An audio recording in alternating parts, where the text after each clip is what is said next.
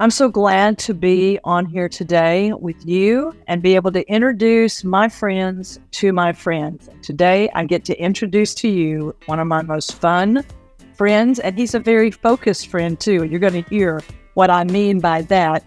This is my friend Alex Gray, and you're going to be able to tell that he is not from America. Okay, it's not going to be very long, and you're going to realize he is from the United Kingdom. He's in Portsmouth, England, and this is where we have recently been together, and we are going to have some things to share about that because he is a producer that is living in, I would say, quite a risky way, and Alex is going to introduce himself right now because I have a lot of things I could say about him, but I think it's best if you hear from him. But before he introduces himself, please make sure that you subscribe to our channel, that you get ready and get focused today. And let me introduce to you my friend, Alex Gray. Alex, I'm so glad to have you on here on Tent Talks Conversations. Nancy, it's so good to be here on Tent Talk Conversations after all this time. That's right. Talking about being on here. It's so good. So now people can hear my real, proper British accent. That's correct. So tell us about you. Just introduce briefly, how would you want people to know you at this point? Oh, that's difficult. I think that's probably the most difficult question of this entire conversation, because I'm currently sitting in my home city of Portsmouth on the south coast of the UK, which you've just mentioned. And I've been here since July last year, so that's July 2023. But having grown up in the city for all of my life, back in 2017, following many mission trips, the Father asked me if I would lay everything down and move to a different nation. And so I ended my teaching career, sold my house, gave up my church ministry, everything, and just followed what he had asked me to do with two very good friends of mine who are living in Poland as well, two amazing guys. So we have moved there in 2017 in September, and so Poland is my home. Yeah. Where my residency is. It's where my life is split between now, obviously, Poland and Portsmouth. And this time has been in the last few months has been hugely strategic. Yes. Which I'm going to talk about further in this conversation. But just so that folks get to know what's going on at the moment, this was a huge shift, and one that I embraced because I knew he was it. So that's who I am at the moment. I am on assignment from Poland in Portsmouth, my home city, following what the Father is doing. Yes. Would you be willing to share just a brief little bit about what you mean when you talk about having been a teacher? And the reason I do this is because by the time people get to hear this, I will have also had one of my friends on The Vault, which is an online event that we're doing here shortly, who is a magnificent educator, a person who can move in and out of different lanes, if you will, different things, different skill sets. But this really has my attention about those who have been, if you will, on the mountain of education. But just for a second, would you just say, what do you mean by the fact you're teaching and what you did in Portsmouth area as an educator? Yeah, so I trained as a secondary music teacher, which for those of you who are not British, that's the ages of 11 to 18. And I taught in a school for 3 years in a neighbouring city just outside Southampton, where I grew in a very intense environment. This school was one of the top schools in our county for results, but also in terms of training and progress in your career. So I moved up the ladder in my career path incredibly fast, and I moved to a brand new school in Portsmouth that had only been open 2 or 3 years. I had no idea what this school was like, but the then head teacher, he offered me danger money to come and be the new head of music because no one would take this job. And I remember I love that. my previous boss, he said to me, "This is career suicide. It'll end your career." But the church leaders and the leadership teams I was part of, they knew that God was doing something with this. And I remember standing on the hill that overlooks our city and being prayed into the city by the city leadership teams that I was involved in through the churches. So I knew that there was something on this. And that was 14 years in that school. And I began as head of music and changing the culture within the school because the students hated music. It's the worst subject in the school, and it became very quickly the most successful with the highest results. And through that time, I became what was known as an advanced skills teacher, which enabled me to troubleshoot failing schools and to be part of the school improvement team. And from that, I moved to the strategic leadership team, the senior leadership team of my school, and I became responsible for the strategic direction of improving a very interesting school. I would say challenging. Our school community, I loved. Our students were very challenging and needed a lot of care and attention, but we had a phenomenally hardworking staff who were very passionate about their job. So I had a great staff to work with. I was part of a team of about 7 or 8 of us on the senior leadership team. And so I developed curriculum, strategic direction for careers education to make sure that our young people didn't fall off the map in terms of where they went after they left us, because traditionally on the south coast of England, this is a strategic thing to say actually, there's a serious lack of ambition along the coastal regions of England. Young people don't believe that they're worth competing with the likes of people that go to Oxford and Cambridge and all of these other different places. So driving ambition within young people that they can actually succeed was part of my job. And that was up until the middle of 2016. And this is when the Father was beginning to talk to me about a big shift that was coming. Yes. And what I did to end my career, I stepped off the leadership team and went back into the classroom, which is what I absolutely loved. So I finished my career resetting the whole of my department again because my colleague was on maternity leave and all of the curriculum changed for that year. So the government brought in a whole ton of new measures. And rather than just coast to the end of my career and just go, I'm out, I'm gone, I decided I would spend this whole year and lay a brand new foundation so that my colleagues would come back in and just be able to run with it and not have to worry about it. So that's, when you're asking me what exactly did I do as my career, it was a lot of big picture work and making sure that all the components work together, fit together. But not only that, you have to sell a vision to a pessimistic group of teachers who have been round the mill 1,000 times saying, are we really seriously changing everything again? Yes, we have to. We don't have a choice. And bringing people on board with that by making it worth their while in terms of investing. So yeah, it was in terms of skill base, I learned an awful lot through that. And as part of that, just to finish this part, the school put me through a national professional qualification for senior leadership, which is actually a requirement, I believe, now for anyone wishing to go into that level of leadership in a school. And the skills that I picked up on this 2-year training, which was like a master's equivalent, were absolutely pivotal in terms of me understanding how to work with people. Yes. And that was something you don't get to very often. So we learned how to impart vision and bring people on board with a vision. We learned how to project manage. We learned how to develop strategy to bring rapid change in a very short space of time, because schools don't have a lot of time to get good. The pressure from government here is big. Yes. So that was my job. Wow. I feel like if I were to turn this camera around and you can see what's on my huge whiteboard of what I'm getting ready to do in the next few days about building multidimensional people, what's necessary. I'm like, I had no idea what all you were about to say.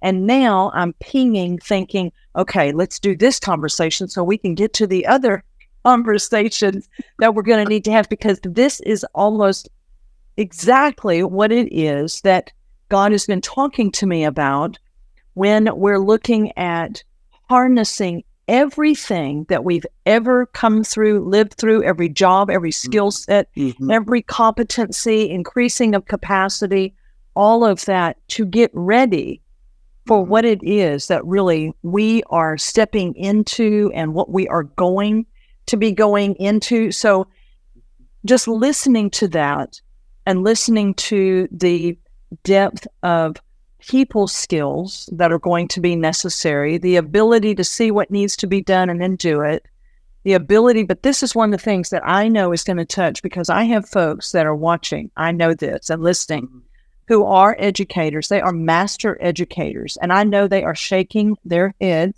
and I cannot wait for all of them to meet you and you to meet them. But when you said basically attempting to invigorate those kids that had a serious lack of ambition. Yeah. This to me really, really gripped me because to awaken them to what is on the inside of them, the potential, the capacity, and then what it's going to really take to be able to do that. But isn't that a part of what's also been happening in you over the last many months? Is not that you lacked so much ambition, but God has reached in and done such an internal work inside of you over these last many months. So I want now to give you the opportunity to talk about, as you left Portsmouth and you went to Poland as a missionary, right? What happened? We met, all these things happened. And then you go back to England, right? But this deep, and we'll get to the things that we're working on together here in a little bit. But I so value the internal work, just like you were saying, you were going to need to do that for students, that an internal ambition had to awaken.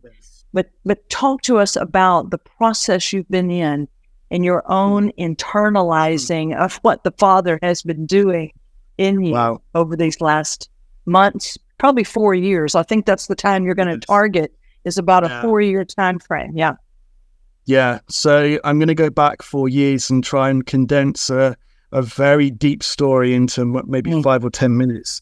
So back in the October of 2019, we lost my mum. And this triggered a whole chain of events, because for those of you that have been alive and awake and alert in the world for the last 4 years, we then entered into a lockdown, into a pandemic. And I, in my naivety / arrogance, thought that I was doing okay with dealing with loss and grief and everything that came with that, because this was not a sudden thing. This was something that we were prepared for. So I got on a plane and I came back I went back to Poland. Sorry, I'm in England right now. I have to remember I'm in the UK talking to you. I went back to Poland in end of February 2020, after the Father had really spoken to me from Hebrews chapter 11 about Abraham, that my promises were in a different nation, that he had moved me for a different nation for a purpose. And what I had no idea at the time was that he was taking me back to Poland to utterly break me. Oh. And this was the process I walked back into. So I get off the plane, I go back to the farm that we're living on in the southwest of Poland, and so much is happening that's outside of my control, that every mechanism that I'd built in my flesh to manage my human need for love was just disintegrating and evaporating, to the point where I ended up in complete isolation in a foreign country on a farm, pretty much on my own with him. And that's what he did to get my attention. He'd got my attention over the last 20 years in different ways, but you know when he really is about to do something, because there's a drastic nature of him getting your attention, which is, I am going to put you on a plane, I am going to lead you back, and I'm going to lead you back into the most desolate, isolating place ever. And if you'd known me prior to that time, you would have known that being on my own was not an option. That being not surrounded constantly by people was not an option. I was someone who projected the extrovert, needed to recharge around people, had to have people around me the whole time. And the Father just stripped all of that away to the point where I had almost virtually no decent internet connection either. So I was living in the middle of nowhere, very poor internet connection, had to walk to the top of a ridge to be able to get a signal just at the back of the farm, and no people around, especially the closest people that I really wanted around. And so there was a break point.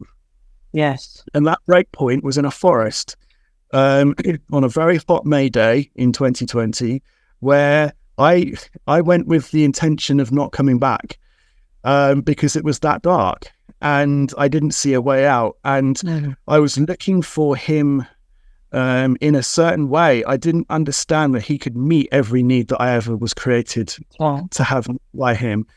So my thing was, if I can't touch love, it's not real. So I needed to be able to embrace it physically. I had to have people around me. And I would also say things like, this is the way you can love me. You need to give me quality time, and you need to give me physical contact and give me regular hugs. Okay? So I was using that familiar love language that we've all become very familiar with now, of communicating how you can feed my flesh. This is what I was telling people. This is how you can feed my flesh, okay? And he broke all of that. Yes. And he hugged me so tight on that forest floor that I thought I was going to suffocate. And he came and he said, don't you think that I can't do all of everything that you need? Don't you trust me to be all that you need? And in that moment, I'm not going to say that everything changed, because I don't believe that that's what happened. What he did is he got my attention and he proved that he could be everything that I needed. Yes. Then the walking out of that took months and months and months. And there were many painful parts to that. But one of the things that happened was I ended up traveling down to a almost insignificant little city called Tarnów, just outside Krakow, to the east of Krakow, because I'd met previously a guy called Dan Dunn, who some of you may know on here. And he was connected down in Tarnów, and he was over and he said, why don't you come and meet? So I was driving backwards and forwards, and I'd met built a relationship with the pastor there, Arek Obczeszko, who's now become one of my closest brothers, walking in the nation of Poland. And so I was backwards and forwards, and the Father was putting new people in my life in the most insane way. It was like, you need this person, and you need this person. And they weren't people who were pandering to my brokenness. These were people who were walking it through with me, not getting in his way, but understanding what he was doing. The best kind of people. And honestly, it changed my life. And all of the shame-based living that I'd been living in for 30 odd years was beginning to fall away, and I wasn't even aware of it. I wasn't even aware that the way I was thinking was changing, the way I was feeling was changing, the way I was processing was changing. Because what I've come to discover is this, and I'm going to rewind back to 2014 just to quickly put some context in here. I came on my first mission trip to Poland in 2014 from a church in Portsmouth. And on the plane on the way back, this nation had so impacted me. It's like, I think you've got this, Nancy, because you keep going back there as well. It's a nation that once it gets under your skin, it's impossible to get it out. It's once the nation of Poland is on you and the Father's done that work in you, you cannot shake it off. And I remember sitting on this Ryanair flight and I said, Father, I don't know what my life's vision is. And this is what he said to me. You need to read 1 Corinthians chapter 2 and you'll discover exactly what your life mission is. And it's that famous passage where Paul says, for I have decided to know nothing among you other than Christ crucified. I didn't come to you with lofty, persuasive words, wisdom, but with demonstration of power. And I always focused on that bit, the demonstration, I'm going to go to Poland and see the dead raised and see people healed, and we're going to plant churches everywhere and we're going to have mass revival, etc., etc., etc. And yet I had failed to understand that the Apostle Paul, before he could do anything, had to become a crucified person. And I never, ever, ever got that. And I now know that this last 4 years has been the most grueling induction into the crucified life ever. That's what's happened. So now it's like, okay, so now I'm a crucified person. I now finally understand Galatians 2:20. I have been crucified with Christ, and I no longer live. So therefore, my whole way of life has begun to change, because my life is now not about me and getting my needs met. It's about living unto Him and living unto others. And therefore, the difference between my calling and my assignment has radically shifted. You've got to make that distinction. You've got to share that distinction. Go ahead. This is radically shifted for me, is that my calling is not what I do. And yet we've grown up in the church. You know, you need to find out what your ministry is. You need to find out what team to serve in. You need to find out all. And we've created what I call a ministry trap for people. And they bounce from ministry to ministry, trying to find out, do I fit here? Yes or no? Do I fit here? Yes or no? And therefore their identity is so broken, because it becomes wrapped up in what they think that they do. And this is where I was trapped in this, and He freed me from that, because He finally had my attention, which was, I have been created to be loved by You. And if that's all I'm ever doing on this earth is simply breathing to be loved by You and have every need met, then what I do is insignificant.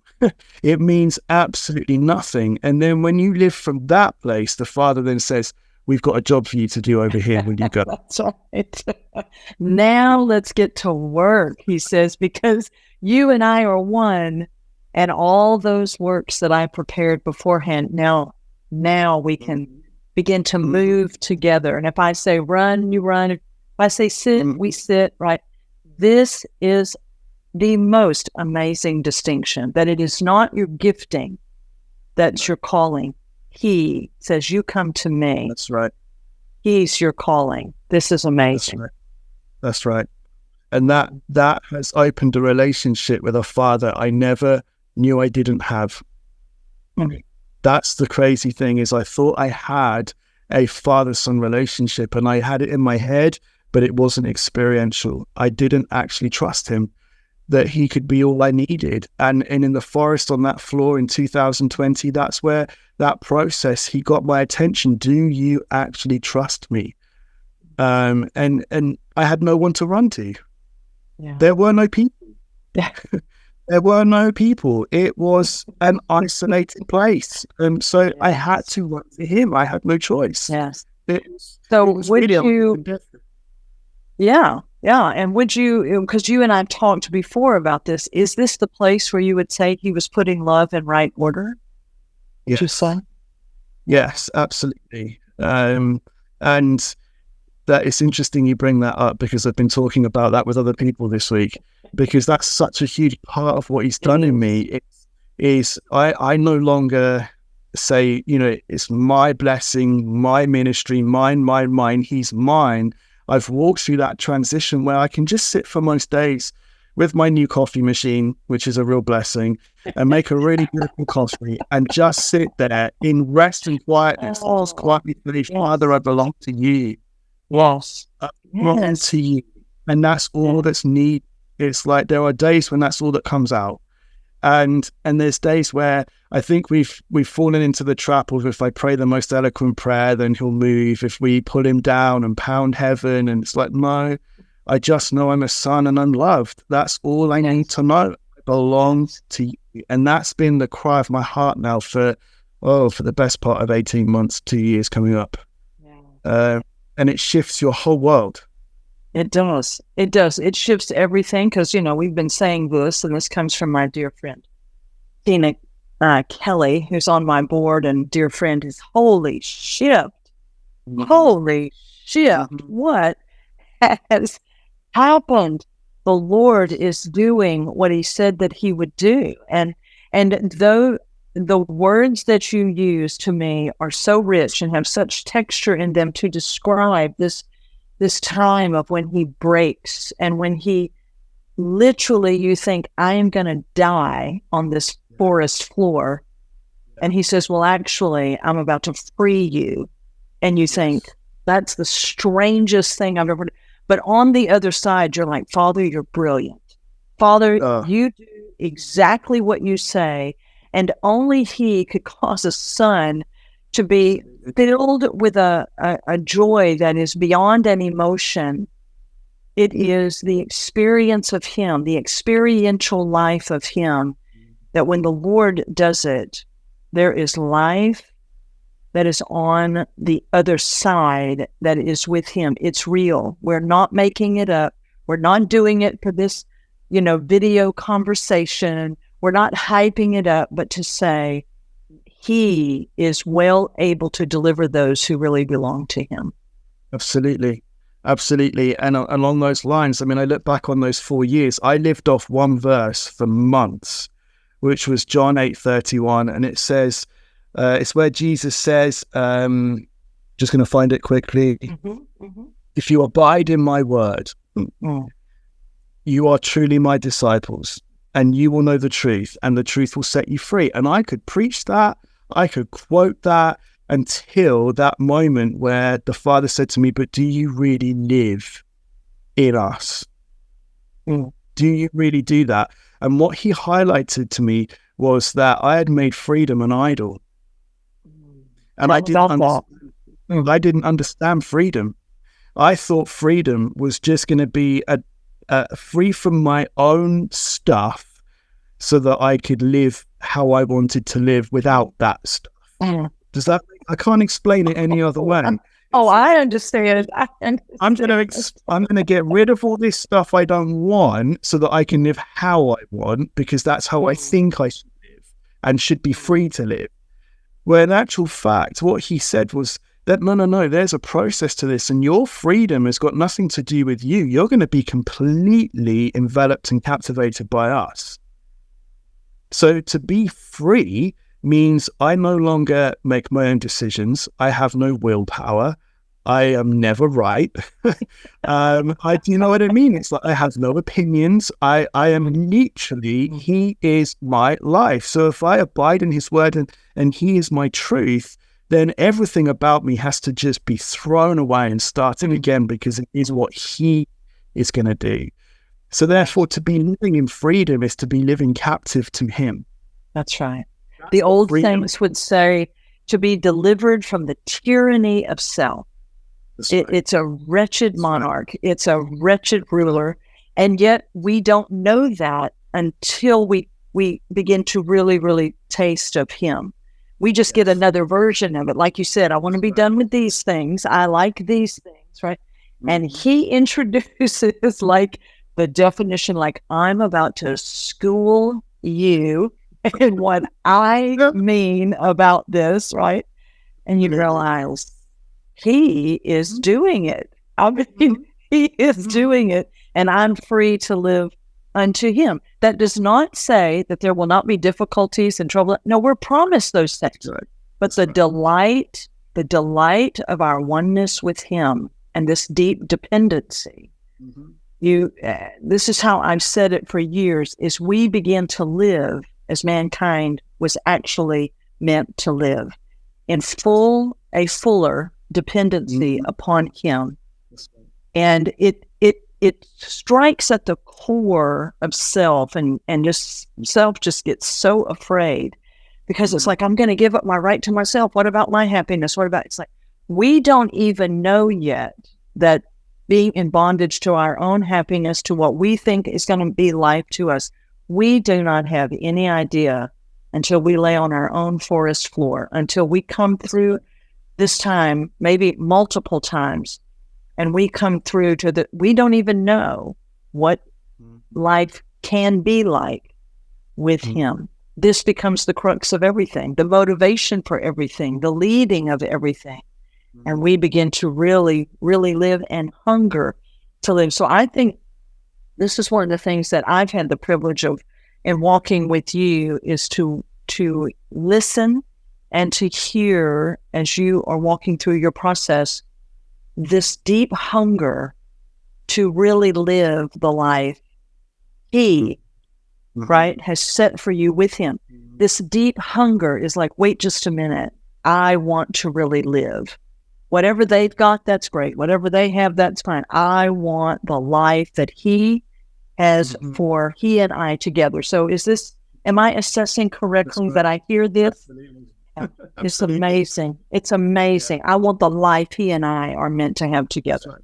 So I yield to you, Father, for that. That's a part of that deep internalizing of a work. I'm not just saying external things as a Christian. I'm not just doing external things. I'm doing the right things. I go to church. I work at the church. I do this. I do that. No, there comes a point where you have no appetite for that.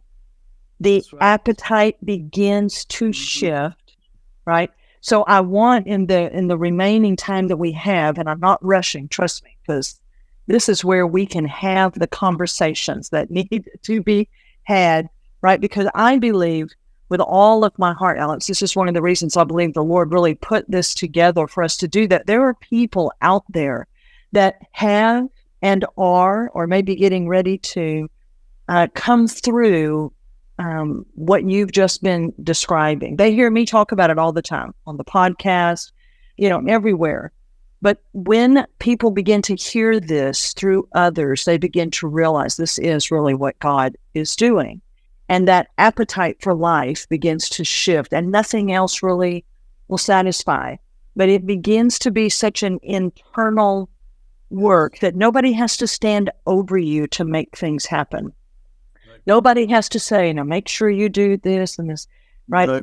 Doors of opportunity open and you begin to walk through. So I want us to have plenty of time for you to be able to share how the internalizing of this work, this life between you and him, has now begun to give way to what I call intelligent risk, to where you have now begun to, or continued to live this life, and the intelligent risk of saying, okay, Father, whatever it is that you have, let's move with that. And how he began to move you from Poland to the UK through a series of events, the UK back to Poland, and all that is beginning to emerge and to happen, and how you and I have been able to, work together, all of that. But I want people to hear in the ordinary of every day, the simplicity of, I'm going to risk. Because intelligent risk means that it is risky going with the Father. It is. Yeah. But it is the most brilliant thing you will ever do, because you start to discover what he's already planned. He has the provision. And I had a picture one time, and I haven't shared this in a long time. This is just popping up in me right now, that I was going to be walking, because I've been doing this now in MM, okay, working with all of you magnificent folks in this particular way now for about 5.5, 6 years. And just a few years ago, he told me, he said, Nancy, as you walk, if you'll just walk, but it was like I would reach up and pull a cord as I walk, and provision would just pour down. And then I would, it's like you're skiing, and I would reach up and grab that next cord, and that next cord, just as I walked through the day, and boom, the provision would come, that what and I would realize, I think this has been written down before time. I think the Father has a plan. This is shocking to me, right? But I have watched you in these last many months, this intelligent risk to go with him and to be willing to be that one person. So now I want you to just tell this in your own words, because I want others to be provoked in this way. It's really interesting, the circumstances that have brought this around, because intelligent risk for me started back in 2016, 2017, when he asked me to lay down my entire career and everything I ever knew and move to a foreign country. So intelligent risk for me has been part of my journey for quite some time. It's not just something that's happened over these last 6 or 7 months, because there is a process with this. And the biggest process was, do you trust me? That was what the break point was in 2020 was, okay, I trusted him enough for this and I trusted enough for that, but did I trust him with my entire life? That was the crunch point for me, was he wasn't my everything. And that had to be all broken out to be now moving in the way that I'm moving in now, because you don't just switch this on overnight. It's not like It's not line up in a ministry queue and get the man of God to zap you and all of a sudden you've got the ability to take risks, because it doesn't work like that. No, He has to build it within you. That's because right. it's something that you and him, you do together. He does it with you over a process, over a period of time. So having moved down to Tarnov, having connected with Zhurudwal, the church there, become part of the leadership team there, established my home there, I was beginning to walk through some really amazing stuff with Dan, especially who's my amazing covenant brother, who is the biggest blessing ever to me, him and Jan. And so therefore, we're processing a lot of what the Father's talking to us about. We've got a lot of time to do this. And when you've worked in a school environment and you've been full on and you do 20-hour days for months on end, and anyone who's worked in a school listening to this will understand what I mean, to have days where you can just be with him is incredible. And I'm not just talking about the week you have of holiday or vacation time. I'm saying months. You've got months that he has given you to bring you to a point where you are being so emptied, and things that are being brought up through this process are having to die a horrible death. You realize there are still things, even though you've gone through the worst of it, daily there are things that your reactions to people, offenses that try and grab hold of you, and all of these other things that you have to walk through. So towards the middle of last year, I was very busy with a project in the city with Ukrainian refugees, and my father needed some surgery. He needed some cancer surgery, and we were told it was going to be about 6 weeks recovery. So I made plans to be back in Portsmouth from the middle of July through to the end of August, September, and then my plan was to be back in Poland. That was what I wanted to do. Things are moving in the church there. Things are moving in the nation. My thinking, my head was there. It was not in Portsmouth. Yes. But when I landed, I went to the hospital, as surgery happened, and then we went through months of complication. I can't tell you how trying it's been, but I know my dad wouldn't want me to say this, but the Father has used this period in the most craziest way. And I remember he was in intensive care after the second surgery because it all went very wrong. And I came back here to the house and I was so peaceful and so calm.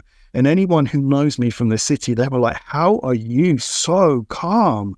Like, how are you not spinning off the page and freaking out and texting everyone the prayer chains and getting all the jungle drums going with the prayer and, and all this kind of Christian stuff that I'm not saying don't do it. What I'm saying is we go to the people and prayer chains before we sit with the Father. And he broke that out of me. And so I remember being in the house one night. He was on intensive care. And I just said, Father, whatever you have got for me in this season, I give you my yes. I don't know what that looks like. If it means I'm here for a period, you've got my yes. And the one thing that is dying, and I say is dying because it is dying a rapid death, is this whole FOMO thing, the fear of missing out. We have... Hold on, say that again. Hold on. FOMO. Okay, now tell for people who do not... Fear of missing out. You mean to tell me that you mean other people are going to be having fun and you're not going to be there? No, I'm not there. Okay. I just wanted to understand. Yeah. Things are going to happen in the city, in the nation. These gatherings are going to happen. There's going to be things going on. And I'm not going to be there. I'm going to be stuck in Portsmouth. And I tell you, for days and days and days, I had this crazy peace. I would go for walks with him and he would start talking to me and I would be looking after Dad, lots of hospital visits, lots of house jobs and that kind of thing. And not once was I in a place where I'm like, why am I here? Why have I got to do this? There was never a hint of that. It was always, Father, if this is what you have for me right now, I am totally content and I'm totally at peace because it's not about me. It's not about what I want. And there were days where I would just read, I would walk, I would study, I would meet people for coffee. And then one Sunday morning, I woke up and I hadn't been to a church gathering for 2 or 3 months because Dad, I couldn't leave him. So I was engaging with church online a lot, mostly back in Poland. And I had this thing in my head, go to Oasis Church. And I'm like, what? Why would I go there? It's just, it was really weird. But I know people there. I'd grown up in the 90s as a teenager. Lots was happening around this church. I got friends that I know there. So I Googled it. What time do they start? Because I had no idea. And I went. And I got the most incredible welcome from people who I'd grown up with in childhood in the church I grew up in. Because a lot of them were the leaders now, right? Or were coming into leadership. They're the leadership team.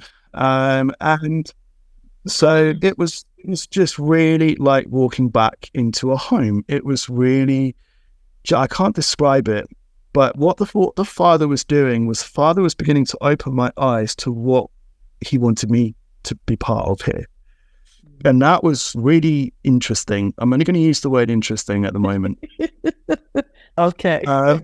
Because this is going out, so I need to be careful. But there were processes that were going on in me, which was like, okay, Father, so what is it that's happening here? What's going on? And long story short, I thought, because we talked about Cross Encounter coming to the UK and coming to Portsmouth, I was tapping up a completely different church, thinking this was where it was going to land.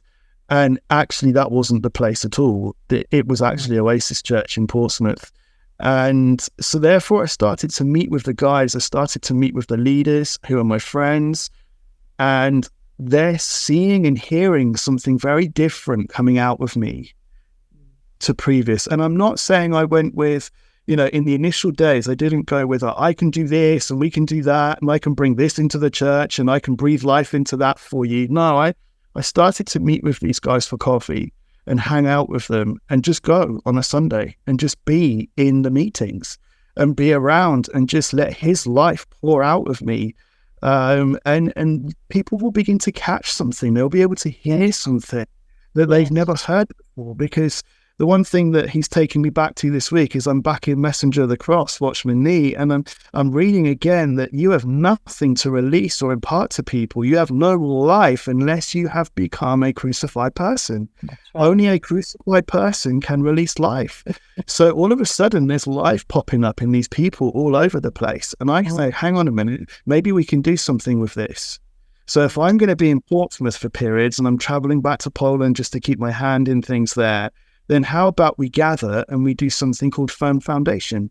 And what about having Nancy come over with the guys from Poland? How about we think about doing a Cross Encounter here?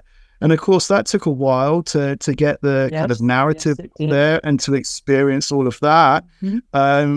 But what we have now is we have a church community that is not just grabbing a new message, it's literally transforming the fabric and the culture of the church, person by person.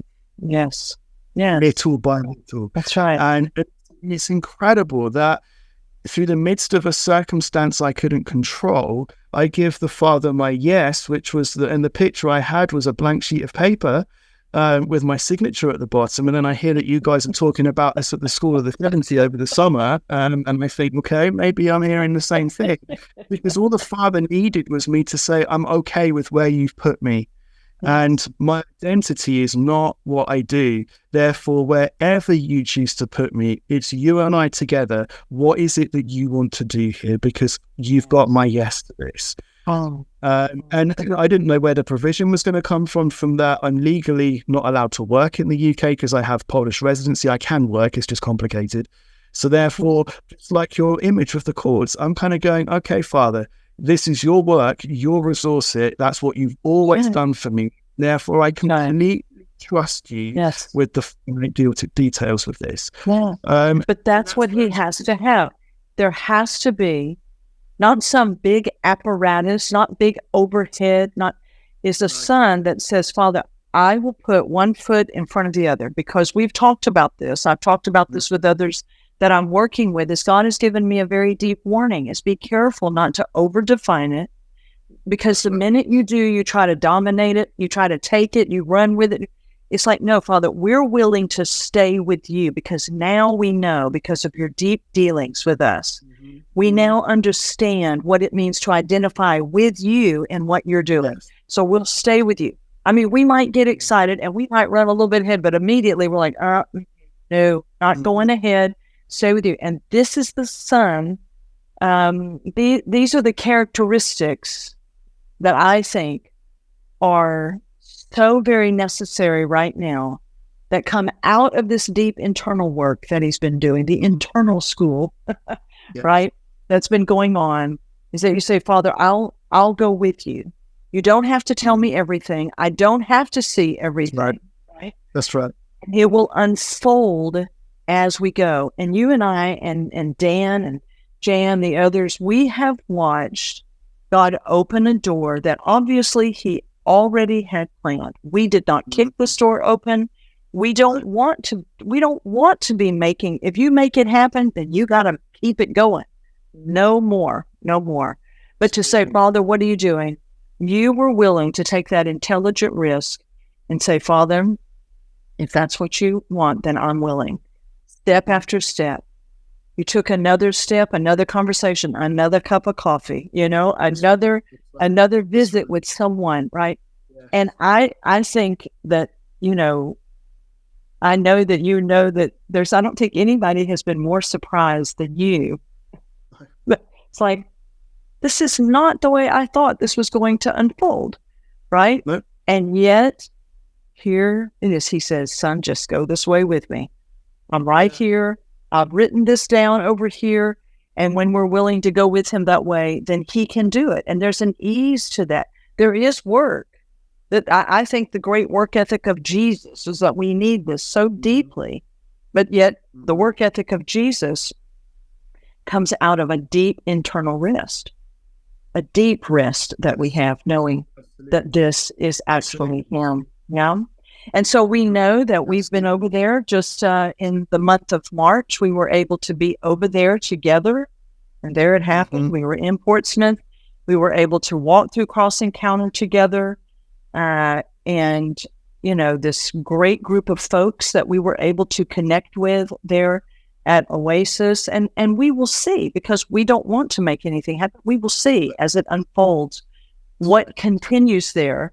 But I think it's also enlarged your capacity to say, Father, whatever you want it to be. It has not closed you off, right? He promised me that he said, Nancy, I will bring people through that narrow way. And as they come through, then I'll bring them into wide open spaces. And I'll flood their souls with my life. And this is a part of, we go through the narrow way, but it's going to come into this great expanse of himself and of what it is that he's doing in people's lives. So as we're getting ready to have to close, but this will not be the last Fit Talks conversation that you and I have. I know there are many other things that I want us to be able to talk about. But there's a question that I've heard on other podcasts that I just absolutely love, and they ask it at the end of every podcast. And I've decided that I'm going to ask it to you as we get ready to close, is what do we need to be talking about that we're not talking about, let's say, in the church, in culture, and impacting what God is really wanting to do? What do we need to be talking about that we're not? What would you say to that question? For me, having been around church since the age of 9, for most of my life, this phrase, slow fire, has gripped me over the last few years in a way that I never understood how the Father matures his sons. I never understood this. And what I now understand is how much I've resisted in the last 20, 30 years, his maturing process. And we're great with fast fire. We're great with the conferences, with the lineups, with the power encounters, all of that kind of stuff. We're, especially as charismatics, we love this stuff. We run to it. It never actually changes the very core of who we are, and it leaves us wanting the next thing. And I think what the slow fire has done for me is it's stripped away all of that, because it's only ever been about him. So therefore, if I have him, I have all I need. I don't need to go running to somewhere else to get what I think I need. And I remember saying this to you when you were over in Portsmouth, and it was kind of one of those boom moments of realization. Was in my arrogance, I went to Poland thinking I had something that they needed. The irony is I've come back to the UK with something I definitely know that I didn't have. And that was this slow fire process. He took me to a nation to bury me, isolate me, break me, crush me, so that it's his life that comes out of me, and that it's no longer I that live. And so therefore the slow fire process, not only do we don't understand it, I think part of what has been on me for years, discipleship has been on me for years, but I never understood what it was. I never understood that this is what it is. And therefore, if we were not only just to have these conversations, but if we were to create church cultures that were grown from these foundations, we would never have to run to another conference ever again, other than just to be together. That just to be the body of Christ together, not because we need the next message, we need the next fad, we need the next thing, but other than just to share what he's doing and to just build the body as it should be built in Christ, in him, with him as the head, not thinking that we're devoid of everything that he's given us. There's nothing else that we reach for and grab. If only we could start having these conversations, I think we would start to see a different body of Christ emerge across the globe. And that's why this has been so life-giving for me, engaging with you and with Dan and Jan, is after all these years of leading church and mission work and everything, I never really got the gospel. I never really got it. That is astounding. I never got it. I never understood the gospel because it had never transformed me. It hadn't done its deep transforming work in me. And that process of slow fire is that crucified life. It is living that crucified life so that it is all him coming out of us. It's his life, his fruit, his will, his desire, to the point where I can just say, Father, I take your hand and we'll go together. And whatever that looks like and wherever it is, I'm totally all right with that because I'm with you. That's right. That's right. Just grab that message in the church, then save people years of torment and toil and trouble trying to find out what it is they're supposed to be doing. That's right. We would save people years.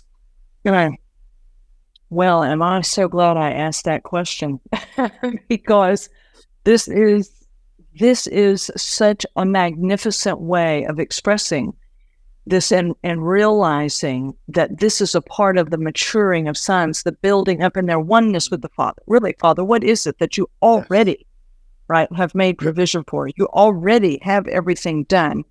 And Watchman Nee makes a statement that says, we keep working because we haven't seen the work of Christ. We keep trying to redo what he's already done. Therefore, we don't get on with what he has for us in this hour of history, in our generation. I mean, slowly but surely, he begins to cause us to burn in a way that is not alarmist. We're not running around, as they would say, like chickens with our heads cut off. There's a steady urgency, a steady compelling that we continue, to walk with him. We become sure-footed. We are walking with him, and in the most unstable of times, this is the time where we need to be stable sons. We need to know, they said in the scripture in 1 John 4, we have come to know this love that he cherishes for us. You think, how did these men and women live this way? They came to know him, and they lived out of their life with him. That is hard to express, right? We're here, we're talking about it. But to enter into that place of slow fire and let him do that. You don't become the disciple of another person. You become a disciple, one who follows the Son, so as to live as a son. And then I believe we're about to see an amazing next phase, if you will, of the shift of really seeing structures that are going to be built by sons who will steward what the Father is doing, that are going to allow for the organic life the real life. It's not going to be programmed. It's not going to be cookie cutter. It's like custom designed, Father, your houses in every place that you have sons that will let you do it your way. And then we begin to go into culture. That's why go into education, go into wherever God puts you. It's not just come into the house of God and then we stay focused inwardly. No, the transform, and then to be sent out. So I wanted to finish by reading this. You and I talked about it earlier, but I wanted to read this because it has so gripped me over the last few days out of Romans 10 in the Message Bible. It says, it says, everyone who calls help God gets help. But how can people call for help if they don't know who to trust? And how can they know who to trust if they haven't heard of the one who can be trusted? And how can they hear if nobody tells them? And how is anyone going to tell them unless someone is sent to do it? That's why Scripture exclaims, a sight to take your breath away, grand processions of people telling all the good things of God. So I feel like we've been having a parade here today, right? The grand processions of those sons who are saying, Father, here we are, send us in whatever way. You want me to sit at the table with you? That's where you're sending me? I'll go. If you want me to go to a nation, you want me to go wherever, yet it is not in the way of a zeal that will wear out. It's that steady urgency of life, of understanding, Father, whatever it is that you desire. That's right. So this is an amazing, amazing time of hearing of this internal work that has caused you to become a person of intelligent risk. So is there a way that if somebody wants to contact you, do you want to be contacted in any way? Alex, if you don't give any information. But if you want people to be able to know where you are on Instagram or be able to contact you, do you want to share that with them? I mean, we can put that in the show notes, but I want to make sure if there's any way you would want people to be able to connect with you, I want them to be able to do that. Absolutely. I'll when we have finished this, I will list all the details that you can put into the description. Okay. Absolutely. All right. Yeah. That sounds great. We'll make sure and put that across the screen or be able to do that. We want people to be able to connect with you. I don't want y'all having any fun without me. If people connect with you without me, oh, that's right. I've been delivered from. We'll have a conversation. Maybe you can help me. Maybe you can help me with that. But thank you, Dan. Thank you. I'm sorry, Alex. Thank you for this most real conversation that I know that people are going to be able to take the handle of. And I'm so grateful for Dan and for Jan, the others that we know. God is building an amazing group of people, an amazing team, right? That we're able to work together, move together with Him, and we're going to see the Father get what exactly it is that He wants. No, this won't be the last time that we're together here. All right. So thank you so very much. And to all of you, thank you for being with us today with Alex and I. And I do hope that you'll subscribe to our YouTube channel here. And until next time, we love you all and we will talk soon.